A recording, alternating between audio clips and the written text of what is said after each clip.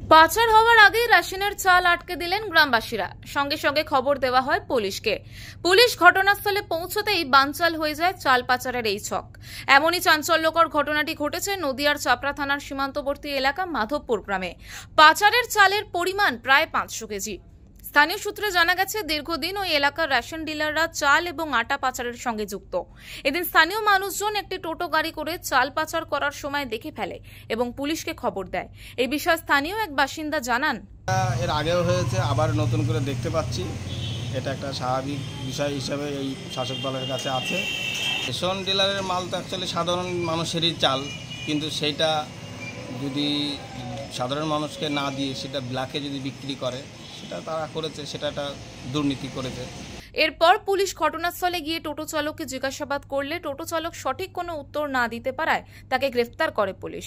ধৃত টোটো চালকের নাম বিষ্ণু সাধু খাঁ।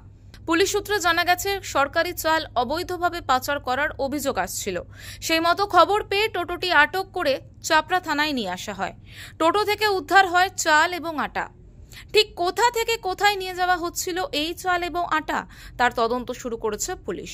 পাশাপাশি এর সঙ্গে কোনো বড় চক্র জড়িয়ে রয়েছে কিনা তার তদন্তেও নেমেছে পুলিশ। নদিয়া থেকে নিলয় ভট্টাচার্যর রিপোর্ট, ওঙ্কার বাংলা।